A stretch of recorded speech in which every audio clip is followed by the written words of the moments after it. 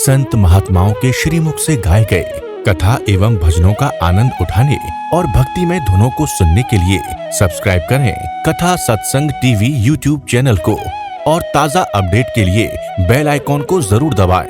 कथा सत्संग ऋषियों के संग।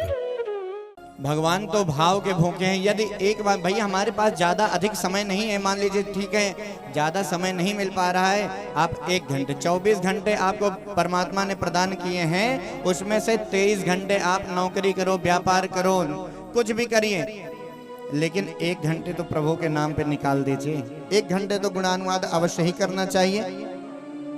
ठीक है, यदि 1 घंटे में भी पीड़ा उत्पन्न दिक्कत हो रही है तो उसको आधा कर दीजिए, आधा एक टाइम और आधा दूसरे वक्त, आधा घंटा 2 बार में कर लीजिए, प्रातः काल और सायंकाल 2 बार में करिए।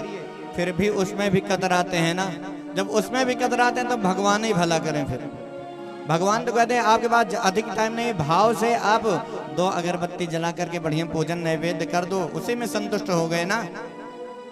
ये भावना में भावना हो तो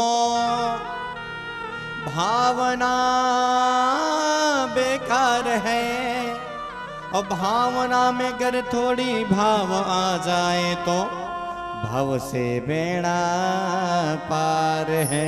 इसलिए भावनात्मक पूजा अवश्य करनी चाहिए। भाई वहां देखिए ना, जब भगवान यादवेंद्र सरकार हमारे कृष्ण जी, जब ठाकुर जी हस्तिनापुर पहुंचे शांति दूत बन करके, जब शांति दूत बन करके गए ना, तो अहंकारी दुर्योधन अपने खान सामा को बुलाया और कहा, आदेश दिया, कहा अपने रसोईदार को अपने पास बुलाया, कहा आज ऐसा भोजन बनाओ कि आज तक कन्हैया अभी चखे ही नहीं हो।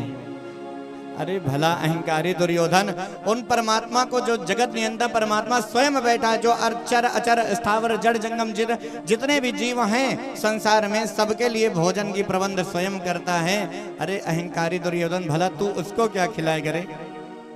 लेकिन कहता क्या है, अपने रसोईदार को बुलाया, कहा आज ऐसा भोजन बनाओ कि भगवान कृष्ण अभी तक चखे ही नहीं।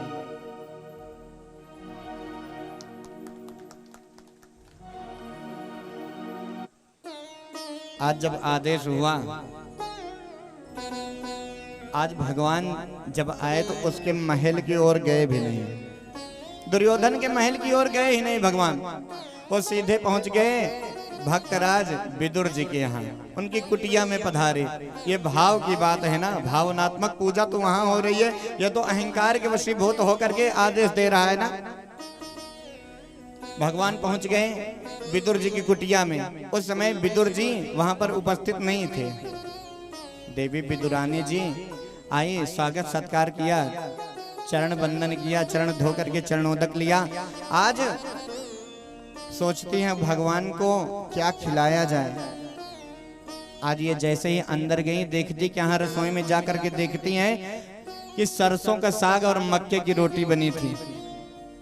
आज इनको अपने गरीबी पे रोना आ गया, ये अंदर ही अंदर रोने लगी कि हाय रे गरीबी, आज हमारे घर परमात्मा पधारे हैं और हमारे घर में कुछ है नहीं। ऐसा सोच करके मन ही मन रोने लगी। फिर भी कहा कोई बात नहीं, भगवान से, गुरुदेव भगवान से, इनसे भला क्या चोरी, क्या करना है। कहा जो भी तुलसी पत्र है वही ले जा करके निवेदन करना है ना, क्यों भगवान तो कहते हैं पत्रम पुष्पम फलम तो यम योमे भक्त्या प्रक्षति। जो भक्त के पास जितनी भी उचित सामग्री, उतने में ही परमात्मा प्रसन्न हो जाते हैं। भावनात्मक पूजा अवश्य होनी चाहिए। बस आज देवी ने कहा, कन्हैया आज कुछ बना नहीं है घर में, सरसों का साग और मक्के की रोटी बनी है। प्रभु मुस्कुराने लगे, कहा अरे काके जी, आज तो हमारा जीवन धन्य हो गया, अब तो ये मिलता ही नहीं, अब तो कहीं मिल नहीं पाता। काके जी बड़ा बड़ा हमारा सौभाग्य है जो आज हमको ये खाने को मिलेगा। बड़े प्रेम के साथ खाने लगे, जितना कवल खाते हैं उतनी बार कहते हैं काके जी क्या स्वाद आ रहा है आज। आज जब भोजन समाप्त हो गया, सहसा उनको याद आया, अरे केले पके हैं, केले। भागती हुई गई, केले ले आई। भगवान के मुखमंडल को देख करके अश्रुपात प्रेमाश्रु बह रहे हैं और इतनी वो प्रेम में विह्वल हो गई कि भगवान को छिलके खिलाती जा रही, मैगी जमीन में डाल देती हैं। प्रेम में इतनी व्याकुल हो गई, अश्रुपात हो रहा है, अश्रुधारा बह रही है, भगवान के स्वरूप को निहारती जा रही है, भगवान को छिलके खिलाती जा रही है। पीछे से विदुर जी आगे कहा, अरे देवी बावरी हो गई हो, मती मारी गई तुम्हारी, भगवान को छिलके खिला रही हो, अरे ले आओ मैं खिलाता हूं। विदुर जी ने उनके हाथ से केले को ले लिया, अब छीलते हैं, छिलके को जमीन में रखा, मैगी खिलाने लगे।